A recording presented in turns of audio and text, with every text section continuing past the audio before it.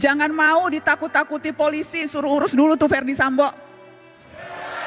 Sepanjang kita tahu apa yang kita lakukan benar, kita tidak merugikan orang lain, jangan mau ditakut-takuti dengan pasal. Jangan pernah anggap enteng suara.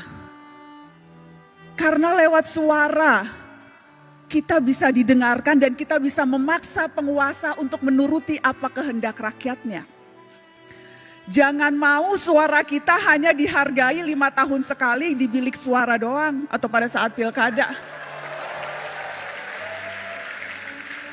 Jangan mau suara kita hanya dianggap berharga 100-200 ribu atau dapat jilbab pada saat kampanye. Biasanya modusnya itu kan bagi-bagi kaos partai atau bagi-bagi jilbab untuk yang perempuan. Jangan mau kita hanya dikerdilkan sebatas fans yang bisa berbaris seperti itik. Hati-hati, sebentar lagi pemilu, suara kita akan diperebutkan dengan berbagai macam cara. Mari ingat pengalaman yang dulu. Untuk apa mati-matian membela 1 atau 2 ketika akhirnya berkumpul juga?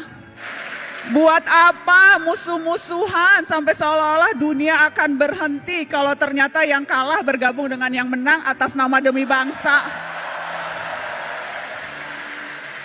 Jadi nggak usah terlalu baper dan nggak usah terlalu mati-matian membela tokoh idola.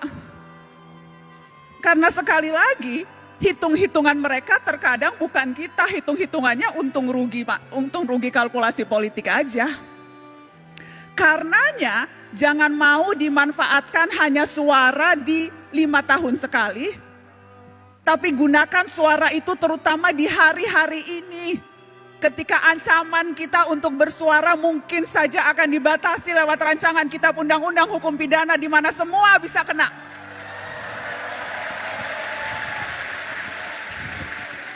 Terlalu berharga suara kita. Dan saya selalu bilang ini, cuma itu yang kita punya, suara. Negara punya yang lain. Negara punya kuasa, negara punya tentara, negara punya uang, kita punya apa? Kita punya suara. Dan yang harus kita waspadai adalah ketika kita terlalu takut dan berusaha mengecilkan suara kita, padahal yang kita butuhkan justru teriakan-teriakan. Jadi ya, menjadi pemimpin, menjadi presiden itu bagus, niat mulia. Tapi perhatikan suara-suara orang yang juga tidak punya kuasa, tetapi kalau berkumpul bisa berdaya.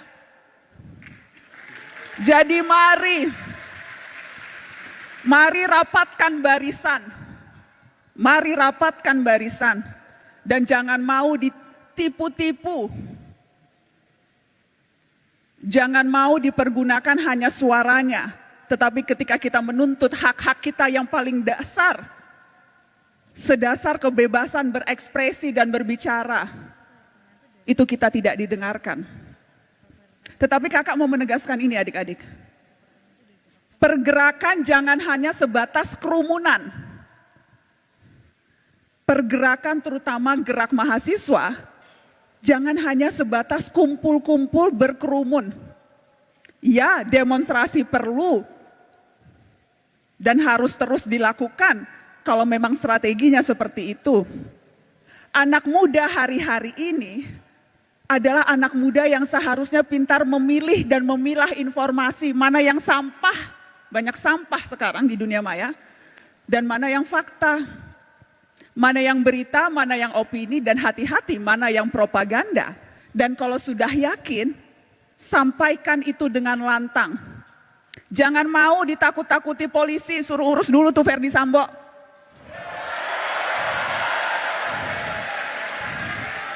Sepanjang kita tahu apa yang kita lakukan benar, kita tidak merugikan orang lain, jangan mau ditakut-takuti dengan pasal.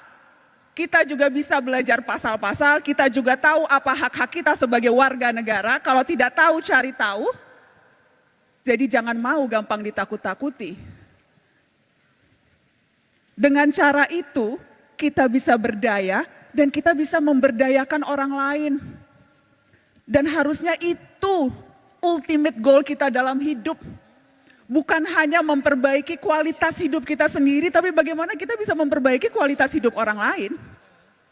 Dan itu bisa dilakukan tanpa jabatan formal, tanpa jadi presiden, tanpa jadi menteri, tanpa jadi anggota DPR, tanpa perlu pangkat yang tinggi.